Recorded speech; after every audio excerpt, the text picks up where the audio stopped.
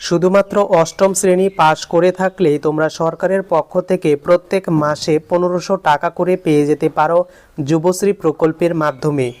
যারা যুবশ্রী প্রকল্প বা এমপ্লয়মেন্ট এক্সচেঞ্জ ব্যাংকের সম্বন্ধে জানে না তাদের জন্য আজকের এই ভিডিওটি অত্যন্ত গুরুত্বপূর্ণ হবে, কারণ এখানে নাম তোমার রেজিস্ট্রেশন করা থাকলে তুমি সরকারের পক্ষ থেকে প্রত্যেক মাসে 1500 টাকা করে পেয়ে যাবে।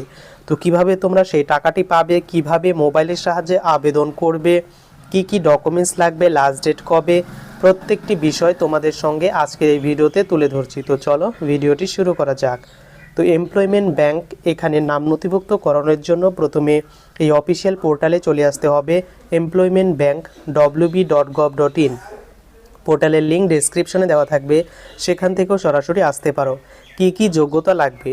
প্রথমত ওয়েস্ট বেঙ্গলের স্টুডেন্ট হতে হবে, বা স্টুডেন্ট না হলেও তুমি যদি বেকার বসে থাকো তাহলে আবেদন করতে পারবে। এবং দ্বিতীয়ত তোমাকে 18 বছরের উপরে থাকতে হবে। এবং তৃতীয়ত মিনিমাম তুমি যদি ক্লাস 8 পাস করে থাকো তাহলে আবেদন করতে পারবে।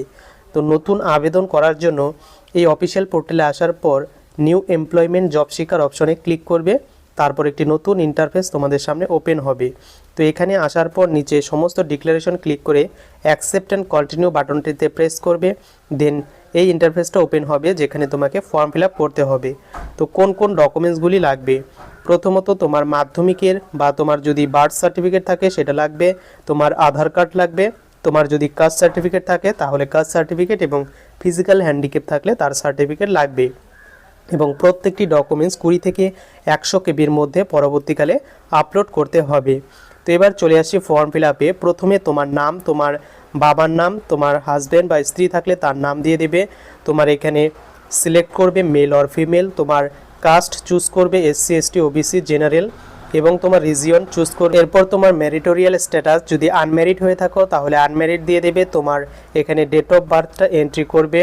এরপর ফিজিক্যাল হ্যান্ডিক্যাপ কিনা বা প্রাক্তন সৈনিক কিনা, এটা ইয়েস হলে ইয়েস, নো হলে নো দিয়ে দেবে। এরপর চলে যাবে ডান দিকে। তো ডান দিকে তোমার এখানে ফুল অ্যাড্রেসটা এখানে এন্ট্রি করবে। দেন এখানে স্টেট বাই ডিফল্ট চুজ থাকবে, এবং তোমার ডিস্ট্রিক্ট এখানে কিন্তু সিলেক্ট করে নেবে। এখানে তোকে তোমার সাব ডিভিশন চুজ করবে। দেন তোমার ব্লকটা চুজ করে নেবে। ব্লক চুজ করার পর তোমার নিয়ারেস্ট পিনকোড দিয়ে দেবে।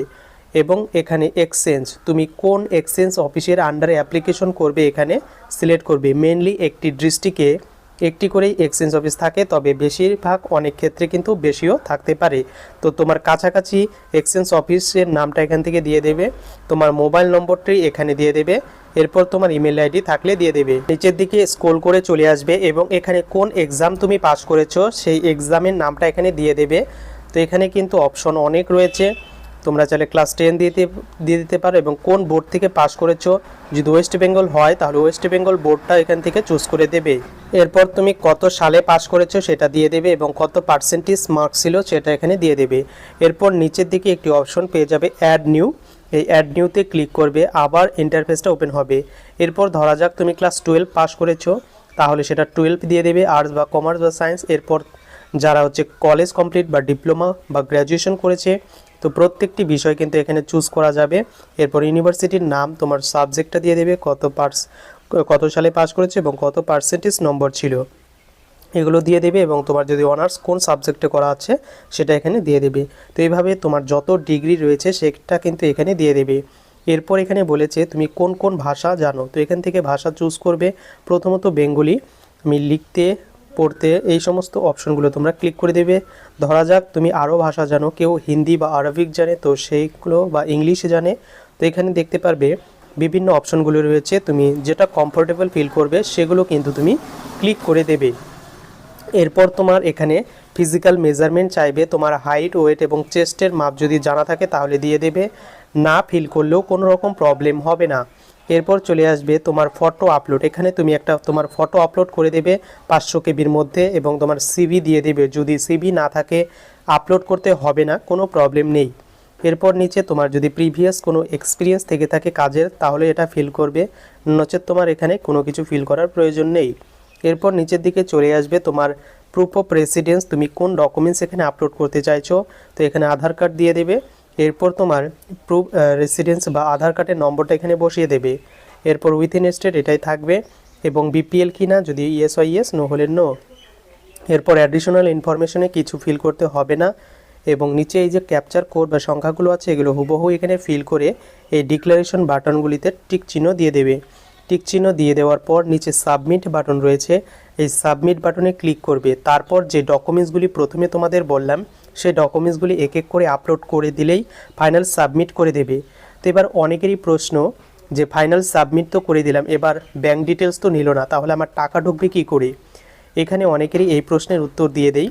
এইখানে অনলাইনে সাবমিট করার পর 1 সপ্তাহের মধ্যে তোমার মোবাইলে একটি আইডি পাসওয়ার্ড জেনারেট হবে এবং তোমাকে এক্সচেঞ্জ অফিস থেকে ফোন করা হবে ভেরিফিকেশনের জন্য। তো সেই ভেরিফিকেশন হয়ে গেলে তোমার কিন্তু একটা আইডি পাসওয়ার্ড কিন্তু পেয়ে যাবে, অবশেষে বললাম, এবং সেই আইডি পাসওয়ার্ড দিয়ে তুমি পরবর্তীকালে স্ট্যাটাস চেক করতে পারবে এবং তোমার নাম যদি যুবশ্রী প্রকল্পে লিস্টেড হয় তাহলে সেক্ষেত্রে তোমাকে কিন্তু ফাইনাল ভেরিফিকেশনের জন্য যে ব্যাংক ডিটেলস তখন কিন্তু লাগবে, আপাতত কিন্তু লাগবে না। এরপর তোমাদের অনেকেরই প্রশ্ন কিভাবে স্ট্যাটাস চেক করব যে আমার টাকা ঢুকবে কি না। তো সেটা দেখার জন্য আবার অফিসিয়াল পোর্টালে চলে আসবে। তো পোর্টালে চলে আসার পর এখানে track status of enrolment and Yuvashree এই অপশনটিতে ক্লিক করবে। ক্লিক করার পর এখানে তুমি যে জব শিকার আইডিটি পাবে অ্যাপ্লিকেশন করার পর সেটা লিখে দেবে এবং সংখ্যাগুলো এখানে ফিল করে সাবমিট বাটনে ক্লিক করবে। তো আমি একটি জব শিকার আইডি এখানে সার্চ করে নিয়েছি এবং দেখতে পাচ্ছ জব শিকার নেম, অবশ্যই এখানে নামটা দেখাবে এবং তার নিচের দিকে দুটো স্ট্যাটাস শো করবে। একটি হচ্ছে এনরোলড আন্ডার এমপ্লয়মেন্ট ব্যাংক, অর্থাৎ নাম এমপ্লয়মেন্ট ব্যাংকে নথিভুক্ত হয়ে গেছে, এবং তারপরেই দেখতে পারবে নট কনসিডার্ড আন্ডার যুবশ্রী, অর্থাৎ এমপ্লয়মেন্ট ব্যাংকের নাম নথিভুক্ত হওয়া মানেই কিন্তু যুবশ্রী প্রকল্পে নয়। এরপর নট কনসিডার করা হয়েছে যুবশ্রী প্রকল্প, অর্থাৎ যুবশ্রী প্রকল্পে এখন আমার নাম ওঠেনি। তো 1 থেকে 2 বছর ওয়েট করবে এবং ওয়েট করার পর তোমার যদি এখানে লেখা থাকে যে ইউ আর সিলেক্টেড বা যুবশ্রী প্রকল্পের অ্যাপ্লিকেশনের জন্য স্ট্যাটাস পরিবর্তন হয়ে যায়, তাহলে কিন্তু তোমার প্রত্যেক মাসে 1500 টাকা করে সম্পূর্ণ বিনামূল্যে পাবে এবং ডাউনলোড অ্যাকনোলেজমেন্টে ক্লিক করে তোমার অ্যাকনোলেজমেন্টটা ডাউনলোড করে বের করে রাখবে পরবর্তীকালে ভেরিফিকেশনের জন্য। তো এটাই ছিল আপডেট। কেমন লাগলো কমেন্ট করে জানাতে ভুলো না।